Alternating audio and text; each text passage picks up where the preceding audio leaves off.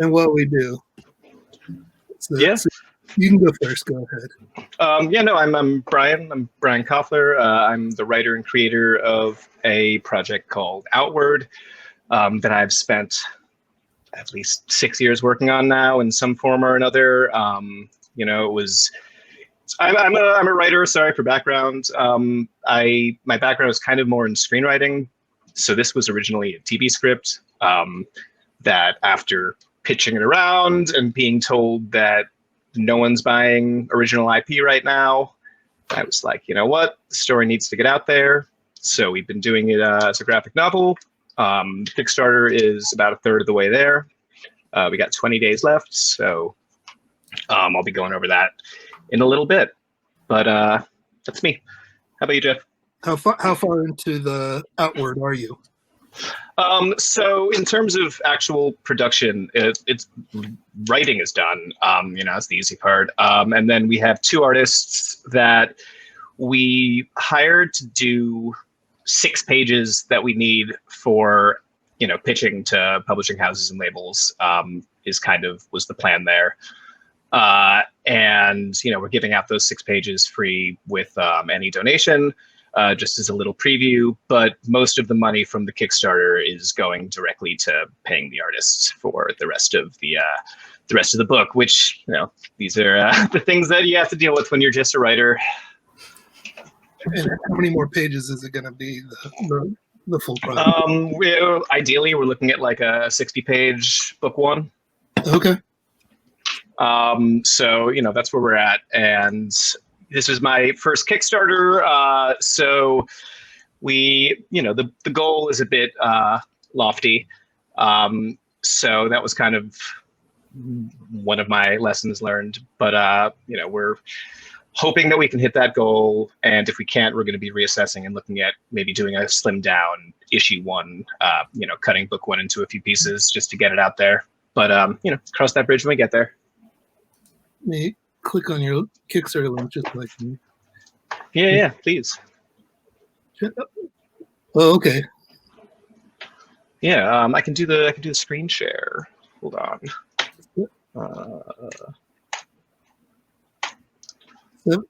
You've already raised over 5,000, so that's very good.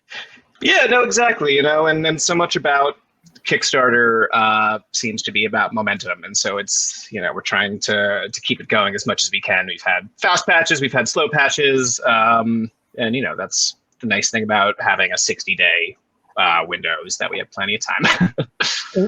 and this is your first Kickstarter?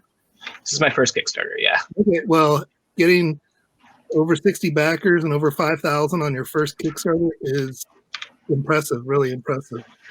Thank you. I've basically been teaching myself all about social media marketing this whole time. This is something that's so not, my background. It's not my strength. I like my writing. I like hunching over a computer. That's where I feel most at home. But I've been, learning how to grow an Instagram page from the ground up and get followers. And now the big challenge is converting those followers into, paying pre-ordering customers, which is, the name of the game, I suppose. Yeah. I mean, you put a very challenging goal for yourself. Yeah, that's, but in a roundabout sort of way, optimism in spite of it all is kind of the main theme of this book anyway. It's, I can't change the goal now. So we're going to push forward, best we can. That's like puts you in like the top 2 or 3% of comic fundraisings in Kickstarter. So it's also a tough time to be fundraising. Obviously, it's yes and no. This has actually been Kickstarter's biggest year in fundraising for in the comics category. I mean, that's why I'm doing it. That's why I definitely saw other graphic novels, collecting money and getting funded. And so I figured, this is, I lost for a long time. I had lost my day job from COVID and I had all this time on my hands. I figured if I'm going to do this, now's a good time to do it. Absolutely. So, cool. Well, that was.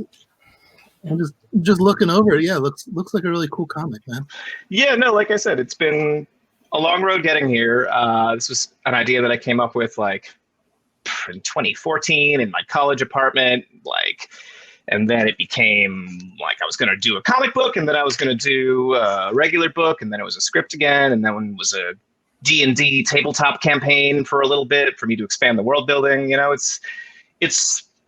have a very top-down approach to world building. And so for me, the world came before anything else, and spent years developing the characters and plot lines and kind of breathing life into it in a way. And so for me as a writer, getting to go through this process and seeing, hiring the artists and working with them regularly and seeing the art really bring my story to life has been a wonderful experience. Is getting like that art in the email box, like the hyphen. Oh yeah. Oh my God. Yeah. When those first completed panels started coming in, it's just you get chills. Is it what you imagined, or is it more than you imagined? Or well, that's what's so wonderful about working with working with talented artists who have their own visions, and obviously that I'm the art director on it, and they're working within the bounds of my vision. But I'm always encouraging them to throw in details, throw in anything that they think might add to the world. The fun thing about it is that, especially with a sci-fi thing like this, it's so open-ended. It's such a good base for which you can do kind of anything going out from there. And so I think that's the best part, is that I've been able to see something that is so clearly my vision that I've had in my head for years, but at the same time in a way that I couldn't have pictured it, so it's been wonderful. And you mentioned this had been a screenplay before that. And so did you come into this as a comics fan, or is comics something that you're newly discovering? I've always been a comics fan. I've never, I guess it's much more, it's a dumb distinction between, I guess, comics and graphic novels, which aren't really, the same thing. They are the same thing is what I'm trying to say. But, I think I have much more read like the big graphic novels that I've gotten into. I've read Watchmen, I've read Saga, I've read Umbrella Academy, here and there. But in terms of like the greater comic world of like Marvel and DC and all the other, classic comic books, that's something that I'm kind of more of an outsider to. But I like the scene a lot more, just because, as mentioned, in the entertainment industry right now, and TV specifically, they're not looking for IP. It's such a discouraging position to be in as a writer who writes like exclusively original content, and then being told we're not looking for anything that isn't based on anything else. Well, a lot of the IP they're looking for is actually coming from the comic world, it seems like. Well, exactly. So you're on to me. But what about you, Geoff? All right. Well, I am the artist and co-creator of a comic called The Scientists. I don't know why I need to put my head in to see that it's on a screen, but that's a wonderful cover. I love that. Thank you. This is sort of like the movie poster variant. Perfect. So this is like a little soft cover, like a pocket size edition. Oh, wow. And, how many pages is that? This is 180 pages. Fantastic. So I have this one done, and then I have like the standard size in a hardcover. Currently on a container ship, probably somewhere, hopefully in the New York Harbor right around now. Well, all right. Are you based in New York too? I am based in Virginia, so it's going to be from New York. It's going to be making its way down to Baltimore. There you go. That's the final piece of the puzzle that I'm waiting for to complete the fulfillment of my Kickstarter. Mm-hmm. And when did your Kickstarter start? When did it finish up? Like, how did that go? I started it in February, and it ended in March, just before the whole country. The before time. In the before times, yeah. So I was, in a way, I was lucky because I missed having to have that added stress on top of everything. So, yeah, I just literally finished up like the week before everything went crazy, and but it did I started doing my day job from home, and my kids stopped going to school, so it's a whole lot of new things for me to deal with and new stresses. So it ended up putting like the fulfillment side of things about 4 months behind. Basically, I lost like the entire summer just because I couldn't get anything done. Yeah, but at the same time, I feel like people, I would assume, were generally understanding about that. I feel like we as a world, as a species, lost the entire summer. So, yeah, I mean, I kept people in the loop. I let people know that where things are at, so it's not like it wasn't like a mystery on my end, like what was happening. So, but now everything's good. So, I mean, this is the floppy. Ooh, these covers are all fantastic. This was a really cool one. Brian Silvera did this. Beautiful. Yeah, no, I would love. I want to look into reading it. Is there a PDF anywhere I could find a digital edition? Yeah, if you join my mailing list, you can get the get the first issue. That I can do. The link is in the chat. All right, gonna make a note to do that later. So yeah, and I gotta update my website to put all the new issues and PDFs and stuff on my web store. So I don't have any Black Friday sales, but maybe I'll update the web store with some Black Friday sales. There you go. We're Cyber Monday. You have time. Yeah, we'll see how this goes. I'm a little behind on the Black Friday thing. Yeah. So this was actually a project that I started like a long time ago, and then I just would work on it like a little bit at a time. Like I was never doing it like this was way before Kickstarter, so I had no plans on how I was ever going to publish it, or I didn't know what was going to happen with it. So I wasn't particularly like motivated to finish it either. And it wasn't until like Kickstarter came around and like I realized, oh, that's an actual way I could get this into people's hands. So I started like, really cranking on it to get it done. So like, by that point, like, I had like the first 90 pages done, but I still had to, finish.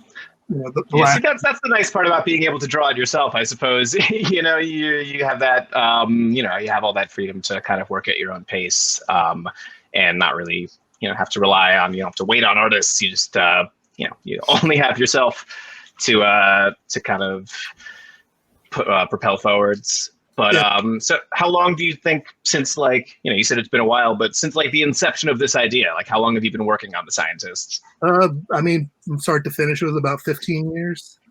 Oh, so you're putting me to shame. But that's what it takes. That's when you have a vision that's that clear. It's not. It only gets stronger over the years. You find yourself just like fiddling around with world building stuff, and you're in the back of your head all day. Just you can just keep building on it, and it becomes more and more of a complex living thing. Yeah, but if you don't touch it for 10 months, can you really count that year? Maybe. I say yes, but going through crowdfunding has been great. I think it's really changed the whole landscape of independent publishing. I mean, every so often, these things come along where you have these paradigm shifts, right? Back in the late 80s, we had the black and white boom where, every comic shop was ordering, 100 copies of every independent black and white comic, hoping it was going to be the next Ninja Turtles, right? So, anybody that, could draw a comic could sell 5,000 copies, just sight unseen.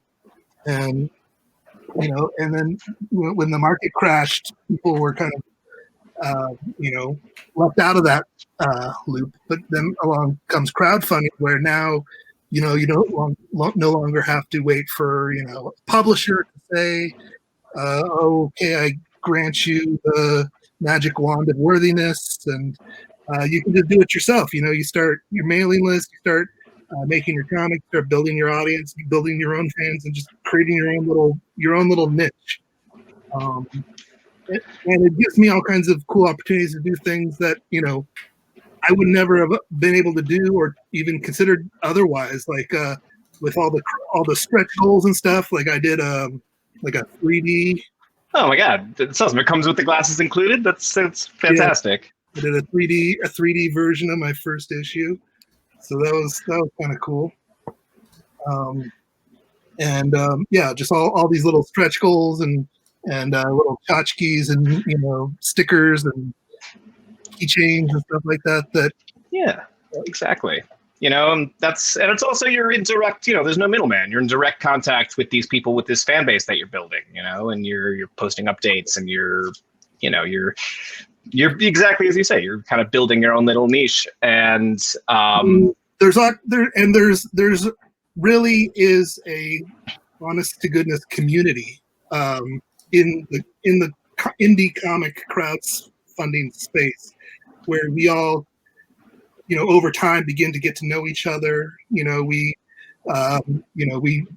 do each other's podcasts and guest write blog articles. We help promote each other. We help we buy each other's comics. We talk each other up to our friends. We say, oh, you got to check out this comic. Well, exactly. It's wonderful, and even like on a that's one of those things that I discovered when I was building up the Instagram following. Started from one person. I think now we have like 600 something. But you discover that there's a decent chunk of that which is just indie comic creators supporting each other. And that's been a wonderful thing to discover, just how many people are out there following their passions like that. And so much of it is good. So much of it is so good. That you want to support it, it's my wallet is hurting because so much good comics every week, every month, and I'm buying from indie comics at the local comic shops too. I'm not only doing it off of Kickstarter. I do both. I don't tend to spend a whole lot on the Marvel and DC stuff, but it seems like I'm spending $50-$60 a week on comics. It's where all the good stories are, it's where all the stories that the TV won't buy right now, they won't buy it until it's already a comic book. So, you have these really original storytellers that are finding a way to tell their stories any way they can. So what, So let's back up a little bit, and what is sort of like your path into wanting to be doing this? All right. I mean, so I didn't always want to be a writer. I didn't really think of it as an option when I was growing up. I feel it wasn't even on my radar until I started college. That's a whole other story of a sequence of events happening that kind of caused me to reevaluate where I was and what I wanted to do. And I think someone in your last panel had mentioned that it's about leaving a legacy, in a sense, leaving a mark. Something, to me, art and creativity is the greatest human achievement. It's defying physics. It's creating something from nothing, something that could have only existed in your head that you're then turning into a reality. And that, for me, was why I got into writing. I transferred to school, a different college, and got a screenwriting degree, and kind of been doing the freelance thing for a few years since then. And then I found my way into comics. I'm currently writing a comic for a webtoon at the moment. I'm under contract for them, which is great. And that's kind of given me firsthand experience working in that format, which gave me the confidence to then take my screenplay and adapt it into a graphic novel format and find the artists and work with them. But looking back on it, I said I didn't always want to be a writer, but looking back on it, I've always been a storyteller, and I've always been, a creative person, even if I didn't necessarily realize there was a career path in it. So, it's funny how things work. How about you? I really kind of got into writing, creative writing and everything back in high school. Like I took a creative writing class, and like the exercise of having to create some piece of creative writing every single day. It really got me into like the mode of wanting to create stories, wanting to create bigger stories. And actually that was where I met Trent, who went on to become the co-creator of The Scientists, was in that creative writing class. He was more coming at it from an interest in screenwriting, which he was kind of following in his big brother's footsteps because his big brother wrote screenplays, and so he wanted to do that too. And I learned a lot about how screenplays are written from him. And but the group of friends I was in back in high school, they were all big, comic collectors, and I was a comic collector, since 13, and I've been doing like little fan comics and drawing like just like little, nothing to be published, but I brought some stuff here, just like little things, that I thought I was going to turn into a comic or something like that. And as we were going along, we did like make little comics that like we would like then take to Kinko's and like photocopy a few and issues to pass out. Yeah, that's the real indie comics. That's pre-Kickstarter. That's how you had to do it. Yeah, the Kinko's comics, the little, exactly, the real underground. But when we were, I guess when we were in college, that was sort of like, or maybe it might have been right after we got out of college. I was like, sort of like when the print on demand started to become like a thing, like that. There was a company I think called Comics Press at the time. I think they're gone now, but they were like one of the very first print on demand companies that did comic, like specialized in comic books. I think like they were kind of like what Kablam is today. Yes. So when that became available, my friends and I started to talk about, we all like to draw comics and stuff like that. We should try to, make a real comic, and we could print some, enough to take it to like one of these like little indie comic conventions. There was a comic convention. Again, I don't think it's around anymore. It was called 8 Alternative Press Expo. It was out of San Francisco at the time, and so we made this little comic, Strange Tales from School. And this was we each did like like a little short story, like each one. So like a little anthology kind of thing. Exactly, a little anthology, but like they were all sort of like set in the same world, so they had like an overarching theme. Basically, it was like Toontown, but instead of humans and cartoons, it was humans and like monsters, like sort of living side by side. Oh, I love that. So like and with kind of like a noirish tilt to it. Always great. I'm a sucker for noir. Always have been. So there was like ghost detectives and werewolf bikers and stuff like that. So fantastic. So we did we did this first issue, and everybody was super gung ho and on board.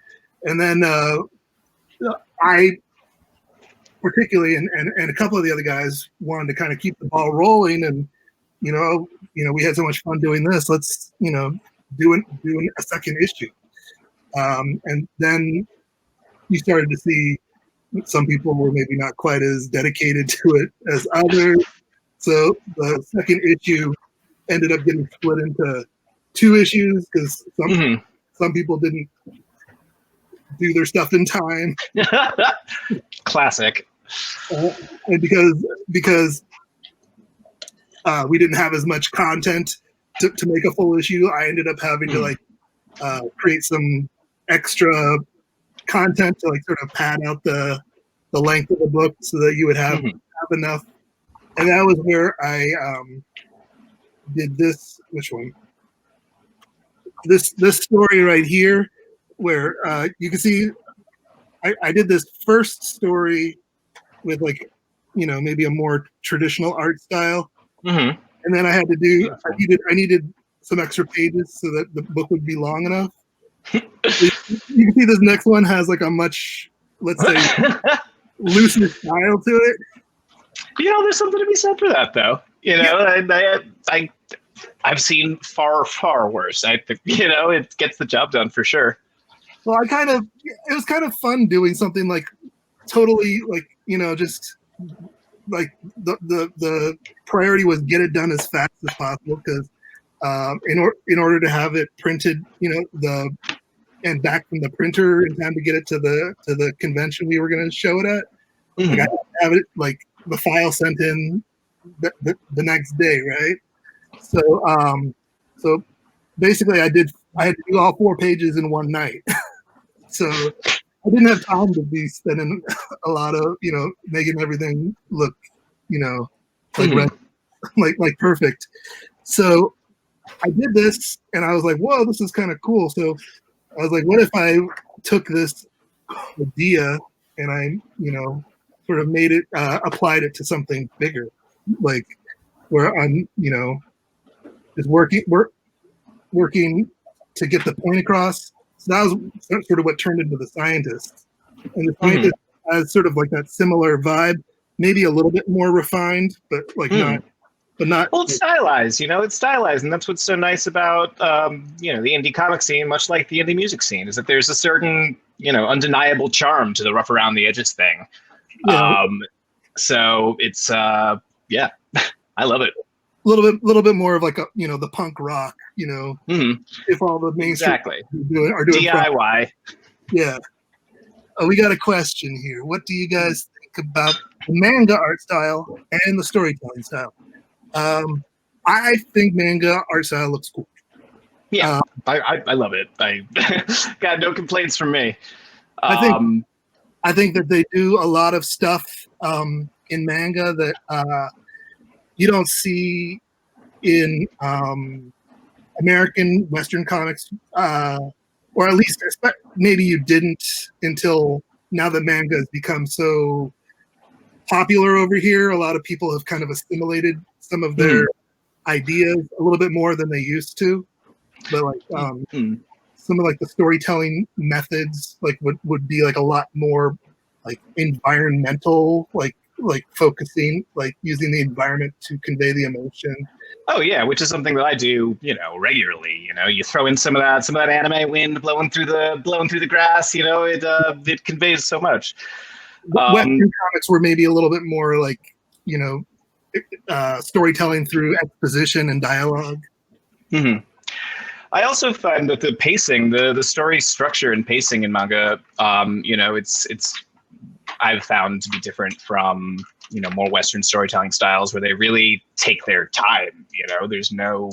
They will take all the time they need to fully flesh out not just this one character's backstory, but his entire life leading up until that moment. And that's why you'll see fights that'll take God knows how long, but it's because they're using all that time to enrich the world in a way that you don't really see in or didn't really see initially in earlier Western stories. But I do think that now that manga has really hit the mainstream in terms of the comics reading audience worldwide, really everybody's reading or has probably had the opportunity to read manga, have been exposed to something that was manga adjacent, something that wasn't necessarily strictly manga, but has a lot of characteristics like your avatars. Exactly. And I also I was of that generation that grew up on the Toonami, like the 90s anime that was coming in overseas for the first time, and we were all like, we were all intaking this entire world of different media for the first time, and I think that had a huge impact on the next generation of creators in a lot of ways.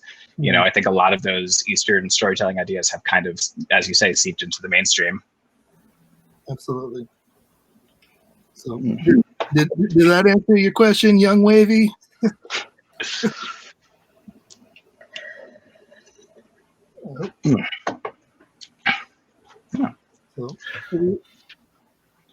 I was telling the story of, we were talking about how art styles in indie comics don't necessarily have to be conforming to the styles of the mainstream, and I do think that maybe, especially in the mainstream, people do have a certain like conceptual idea in their head of like what a comic book looks like. What the figures are going to look like, what the panels are going to look like. They might not have quite as much tolerance for anything that is a little too far outside of that box or too experimental. With more of like the indie comics, you can start to maybe have a little more leeway to play with some of those preconceptions and some of those assumptions. It's the stylization. It's you look at the graphic novels that have done things a bit differently in terms of deviating from that mainstream comic style. You look at something like Persepolis or Mouse or Stitches, and they all, it's showing that you don't need to conform to that style. It's the indie comic scene is so, open-ended, and so it's still kind of in its infancy stages in a lot of ways. With the new crowdfunding, the new crowdfunding ways in which you can get your story out there. It seems like this is the start of a great new golden age. I do think that, and I think that you can't even necessarily say, what had been, the quote unquote traditional art style is even, commercially dominant anymore. If you look at what are the top selling comics, like just in the world, it's not the mainstream stuff. It is what you mentioned, like the reign of Telemagir, her Smile books and stuff that are selling, New York Times bestseller list and sold in Walmarts and the Dave Pikey, Dogman books and stuff are not as far as you can get from the Marvel style, and those are selling, in the millions and millions and millions. Yeah, exactly. And I think also part of it goes to, I think with the internet and everything, and with it seems to me like there is no longer really this like stigma of being a comic book nerd. That doesn't exist anymore. It's people have kind of grown beyond that, it seems, and just can appreciate story for story's sake, regardless of medium. And it sorry, I lost my train of thought. That'll happen sometimes. One of the earlier panels that Greg hosted, the theme, and I caught part of it. The theme was about how comics does extend beyond, just superheroes. And I always thought that was kind of amazing how people still to this day just view comics and superheroes as like synonymous, right? That's crazy to me, because that's like that to me. That'd be like saying, television is, cops, lawyer, doctor shows. Yeah, exactly. It's and everybody knows taking an entire genre and just kind of putting it into a corner, when in reality it's so much bigger than that. We got another question from Young Wavy. What's your favorite comic genre to create and why? Well, I think You're talking to a couple sci-fi guys, right? Yeah, I was gonna say it's definitely easy answer for me. I personally like sci-fi because it's a great way to it's like an open sandbox world building. You're dealing with things that haven't come to be yet, and so they can pan out however you want them to. But also, it's a fantastic way to talk about what's going on in the world today, and it always has been. Sci-fi has always been that perfect commentary on modern events, and especially with something like Outward, which is all about it's a coming of age story wrapped in a space epic. And so pitch for Outward. Let's hear it. Someone described it to me once as a Star Trek meets Steinbeck, which I really like, but it's this idea that you're coming of age, you're growing up in a time where the world all around you seems to be falling apart more than it ever has been. And it kind of harkens back to this old school optimism of, it used to be present in sci-fi. You look at old school Star Trek and there wasn't this cynical pessimism that you see, these dystopian fictions that are everywhere now. And it's all about, in spite of the fact that everything is falling apart all around us, that that's happening on another level. We on the surface level have to keep doing what we're doing. We have to keep moving forwards. And if you stop to get caught up in what's going on in the world and let it, you can't let it keep you from moving forwards, is I guess what I'm trying to say. It's, have you ever read The Grapes of Wrath? I have, yes. It's, for you, Greg, it's all, the main theme of that is that you have this family who is leaving the Dust Bowl. They're heading west to California, and things suck, and things keep getting shittier. They go from frying pan to fire and back again. It's everything is shit, and yet, despite all of that, it's this quintessential optimism that keeps them going. That things aren't great now, but they might be better, and that in itself is reason to keep pushing.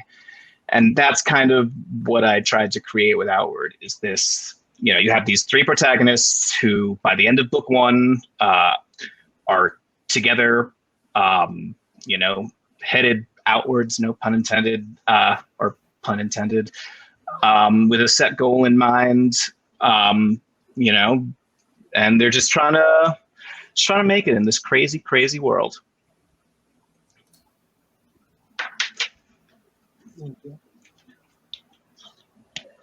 Mm. But what about the scientists? What's your pitch? Right. Lay it on me. So the most basic pitch I can say, if I only have you for a second, is just sci-fi Goonies. There you go, sci-fi Goonies. But really, that's kind of a cop out, because Goonies is sort of just the stand-in for any kind of young adult ensemble adventure, right? Mm-hmm. So that they created the template, right? It's really more about that. It's all about the interpersonal relationships of all these preteen kids. They're all geniuses in their relative areas of science. They were on this national science fair competition that they had been invited to, which actually turned out to be a front so that they could be kidnapped and whisked away as to be naturally the lab rats of some mysterious experiment. And now they are trying to use their wits and their intelligence and try to figure out if they can come together and work together to figure a way out of this situation.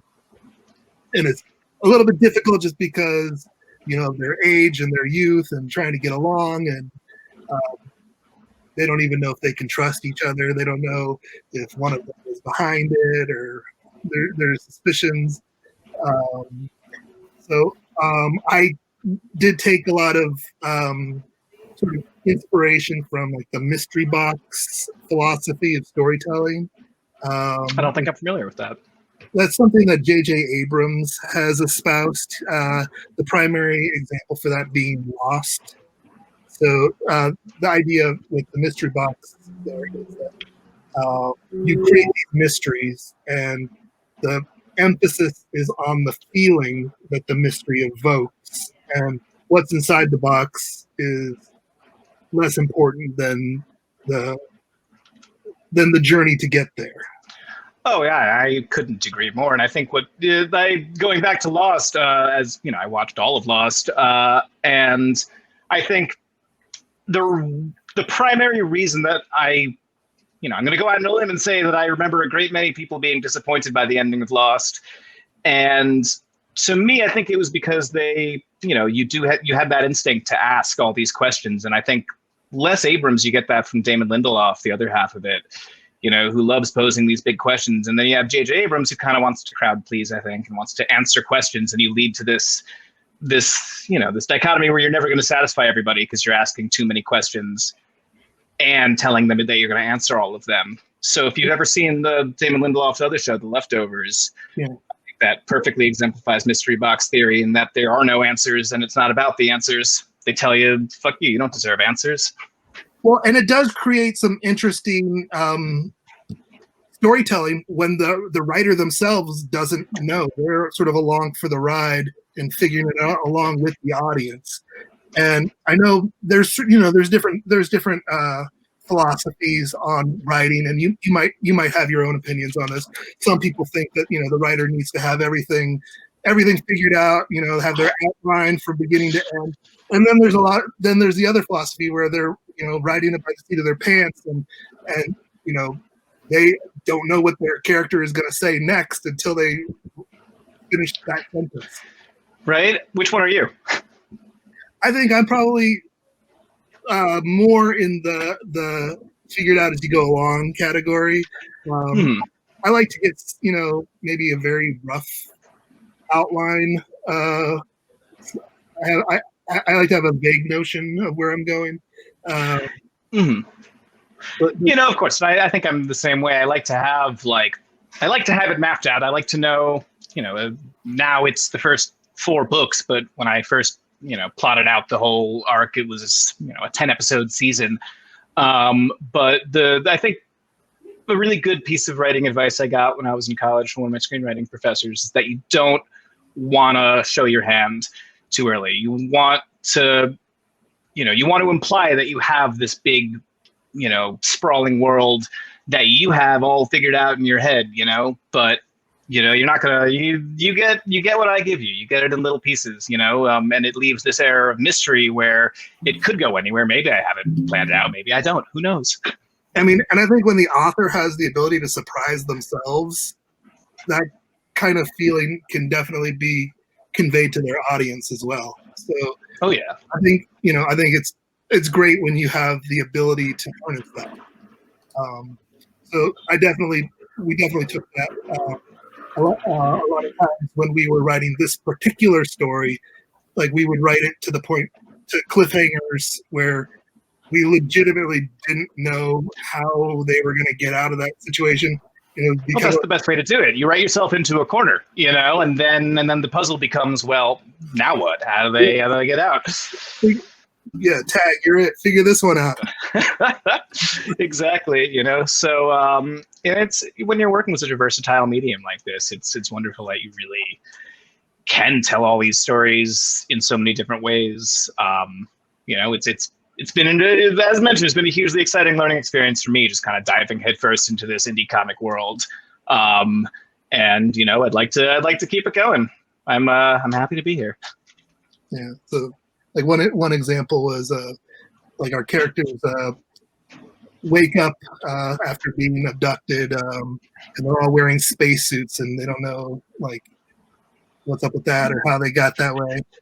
And then after an action sequence, one of the kids starts having an asthma attack, and he pulls his inhaler out of his pocket, and he's just muscle memory going to put it in. It's clacking against the glass of his suit. Mm-hmm. Love that. Yeah, and even something like it's those like you said about surprising yourself. Sometimes you find that things fit together in ways that you would have never imagined when you first started writing. Like the 3 different protagonists for Outward were initially 3 separate short stories that I was writing, just trying to do some character building in this world that I had been creating. And each one of the characters kind of had their own thing to them, their own thing that their short story was going to revolve around. And then I think I just had like an epiphany one day. I was in the shower, and then it was like, oh, if I do this, and this, they all can fit together in a way that's seamless and perfect. It's something I would have never even thought about doing like a week earlier. So surprising yourself. There you go. So maybe we could talk a little bit about, we kind of touched on it, about the changing landscape for indie comics in terms of the business side of things. It's especially been changed this past year with shows no longer being an option for a lot of indie creators.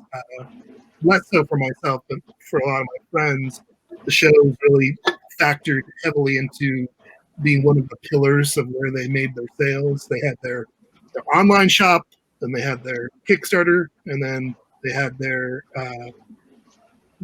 convention sales.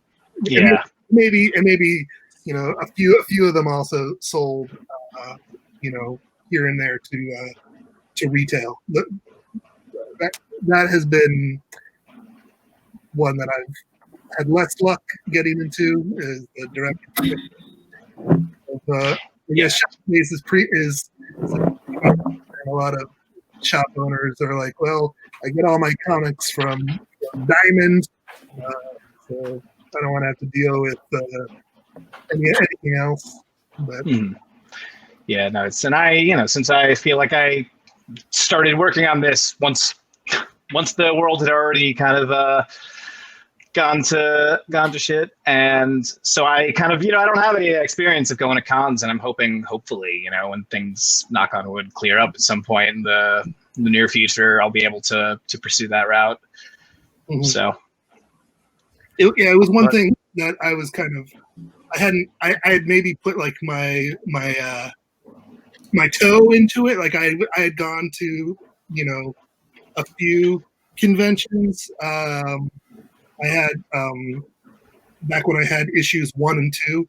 So like I felt like I wasn't gonna really dive with both feet in until I had the graphic novel to sell, and I felt like people would be more excited to buy it when I have the whole thing. And you can get there's something about holding it in your hands. It's see the beautiful cover, you're holding it. It's like buying books in general. You want to own it. You want to have it on your shelf. You want to lend it to friends. There's something wonderful about that. Yeah. So I did have lofty dreams of doing all these shows. Maybe not hopping on a plane and flying around the world to do shows. Not yet. I'm not at that level yet. I know some guys think nothing of crisscrossing around and doing shows every week, but to me it's like I gotta worry about am I going to break even on of course, all the expenses. So I've been very much tethered to like what shows are within the radius of my house that I can drive to, and that I or taking new routes. Like look, we're at a con right now. You find that new outlets open up all the time, and humans are nothing if not inventive, and we find new ways to broadcast ourselves and get our stories out there. Because what else are we going to do? It's clearly we've made this our passion. So. So I got to end it soon. Right. Yeah, of course. Thank you for basically taking over, so I can. Yeah, Geoff, we should start a podcast. Break off on our own. No, but seriously, thank you, Greg, for hosting us. Geoff, it's great talking to you. Kickstarter while you were doing that, so. No, I saw that. Thank you. Okay. But yeah, so if to anyone watching, The Kickstarter is in the chat. You can follow us on Instagram at Outward Comic, or Facebook at Outward Comic. So check us out. Yeah. And okay. And same with Geoff. You can find his link down there. And yeah. Thanks All right. for Yeah. All right. Have a good night, everybody. Bye.